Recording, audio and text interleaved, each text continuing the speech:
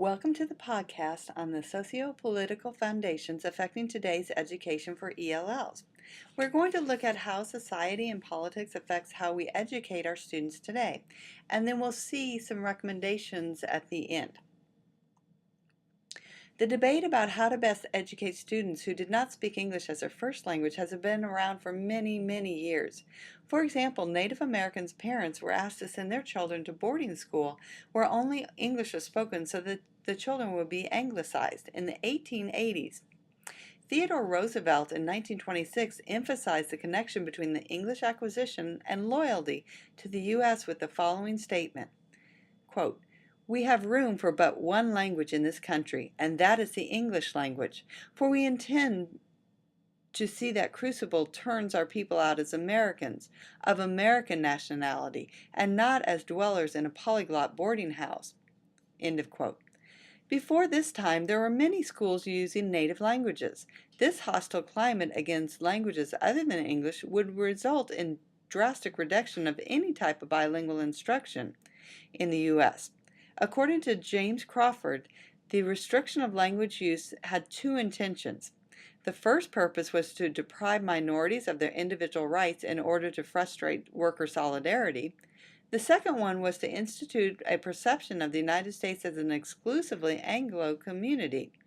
This thinking remained pretty constant until the 1950s and 60s. However, during this time, the Supreme Court did refuse to back these beliefs and kept on affirming the rights of citizens to learn and teach their language of preference. The Civil Rights Movement was a precedent for educating all of our students in the modern era. In 1954, the Brown versus the Board of Education, the Supreme Court advanced a major shift in educational policy by declaring that enforced segregation of schools inherently promotes inequality and ordering its immediate desegregation.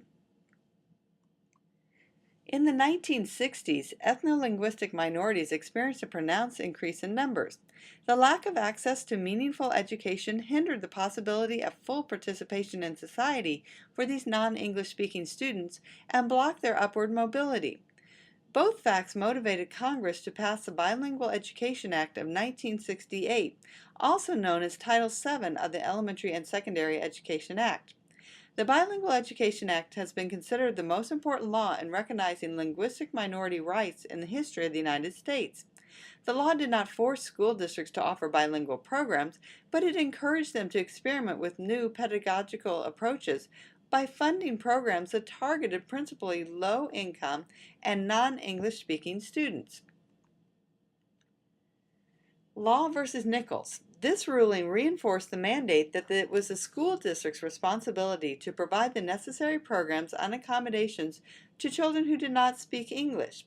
In this case, a group of approximately 800 Chinese students in San Francisco raised a case of discrimination against their school district. These non-English speaking students argued that they were left to sink or swim by being taught exclusively in English, a language they could not yet fully understand. The Supreme Court reasoned that the responsibility to overcome language barriers that impede full integration of students falls on the school boards and not on the parents or the children.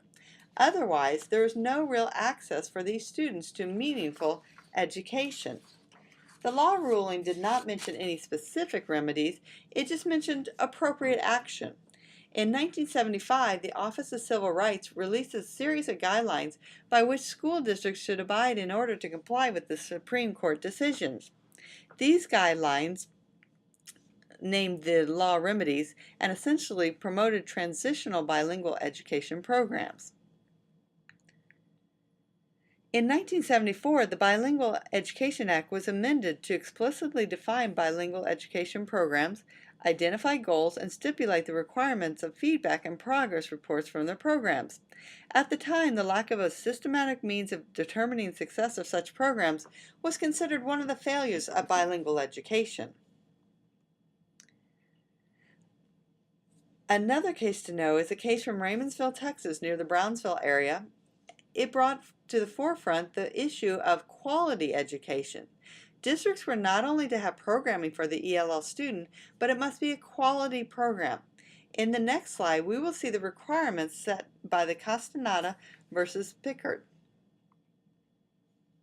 There were 3 requirements established to define what appropriate action meant when implementing programs to help language minority students overcome language barriers. The program must be based on sound educational theory. Once a program is developed, then there must be sufficient resources and personnel to implement it fully, and it must prove to be effective in teaching students English. There must be some sort of assessment that shows students are learning. These 3 things must not just be on paper, but actually happening. Then in the fall of 1994, Proposition 187 was passed in California, a policy that made it illegal for children of undocumented immigrants to attend public schools. The proposition was declared unconstitutional, but it fueled the drive to pass new initiatives toward limiting the rights and benefits previously accorded to immigrants. However, 12 years earlier, in Pyler versus Doe, it stated that undocumented children have a right to a free public education. School districts can no longer require documents such as Social Security numbers before a student may begin school. The Bilingual Education Act was not a flawless law. Its purpose was vague, and the means by which programs were to be implemented was also left unclear. In some cases, bilingual education programs were not operating effectively. Students were not graduating from high school with the necessary language and other skills needed to be successful in life. In 1994, under the Improving America Schools Act, the Bilingual Education Act was reauthorized. The law made explicit its main purpose, developing bilingual skills and multicultural education. For the first time, bilingual education was not only considered as a resource to help immigrants become fluent English speakers, but also as a potential asset to improve the country's prospects, a way to develop the nation's natural resources, thus promoting our nation's competitiveness in the global economy. As early as 1981, there was a constitutional amendment introduced aimed at adopting English as the official language of the United States. In 1998, Proposition 227, promoted by multimillionaire Ron Unz, was adopted in California.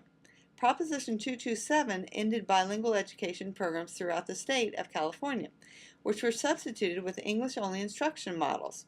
Similar propositions that eliminated instruction in any other language was approved in Arizona and Massachusetts.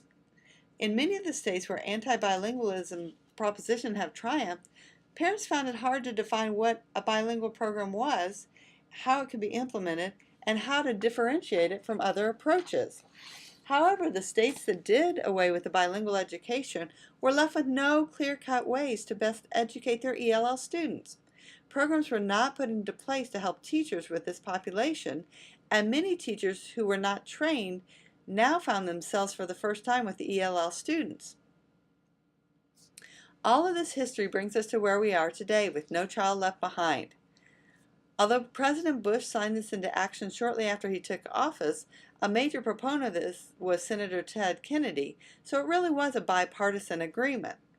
The law advocates for attaining English proficiency as well as gaining academic achievement. In this way, it really has been effective at bringing to the forefront the achievement of our English language learners. However, it does not give any guidance or funding on how to make that happen. The TESOL organization has given recommendations for the upcoming reauthorization of the Elementary and Secondary Education Act, which is NCLB. They looked at several different categories. The first one I'll talk about is developing sound assessment and accountability systems for English language learners. The recommendations included to provide clear and firm guidance on appropriate accommodations for English language learners when tested with the state instruments, allowing local education agencies the authority to determine at what stage in their English development ELLs must take reading, math, and science assessments in English, to weigh the English language proficiency and academic assessments for English language learners. For accountability purpose, both the language proficiency assessment and academic assessments should be taken into consideration and weighed according to each student's level of language proficiency. For example, for ELLs at the beginning levels of English language proficiency, More weight should be given on language proficiency assessment results. As the learner becomes more proficient in English, gradually more weight can be given to the academic content assessment results. Another recommendation is to track individual language learners' language proficiency and look at a growth model to show progress for AYP. They're also advocating for increased research and investment in appropriate assessment instruments, including native language assessments, and then finally to allow the use of multiple measures to assess and report on the progress of English language learners, such as curriculum-based, rubrics, holistic assessments, what we all know is good for ELLs. Another category that the TESOL looked at was advancing expertise and expanding capacity, and they included these following recommendations: to expand the definition of highly qualified teachers to recognize the training of ESL and bilingual specialists, to fund studies on evidence-based research and programs for ELLs, reinstitute grants for graduate study in ESOL, and to provide funding for in-service programs for mainstream teachers who have ELLs in their classroom. Finally, develop a comprehensive and definite and unified definition of an English language learner. TESOL also looked at building community and recommended that funding be provided for secondary programs for late entry ELLs, and also to increase support and funding for programs that carry out parent education and family involvement activities, such as the Even Start Family Literacy Program. And finally, TESOL suggests promoting multilingualism for all students in the U.S. All this brings us to where we are today with Common Core State Standards, or in Kansas, College and Career Readiness Standards. The first draft of the Common Core State Standards, English Language Arts and Math, was released in 2010. The Next Generation Science Standard came a little bit later. But just to clarify, under U.S. law, the federal government cannot institute a national curriculum or national standards. The National Governors Association and the Council of Chief State School Officers wrote the Common Core State Standards and believe that all students should be held to the same high expectations. This includes ELLs. There was a brief addendum that the needs of the ELLs should be taken into account in the Common Core implementation. However, beyond providing some general information and suggestions for ELLs, the developers initially left the question of how to implement the standards for ELLs up to the states. The Common Core State Standards requires teachers to teach content and language by focusing on such language constructs as discourse, complex text, explanation, argumentation, purpose, typical structure of text, sentence structures, and vocabulary practice, rather than the traditional vocabulary and grammar instruction. So how do we assess the Common Core State Standards? There are two consortia, the Partnership for Assessment of Readiness in College and Careers, or PARC, and then the Smarter Balance Assessment Consortium. Kansas is part of the 25-state Smarter Balance Consortium. These should be ready for states to administer during the 2014-15 school year. Both groups have taken steps to ensure that ELL's needs are addressed. Since ELLs are such a heterogeneous group, the first thing that the consortium needs to do was have a common definition for identifying ELLs and agreeing on the testing accommodation policies for them. States need guidance in linking the English language development standards to the Common Core. A framework was developed to assist states in revising the English language proficiency development standards so that they do correspond. The goal of the framework is to delineate language practices that all ELLs must acquire to be successful.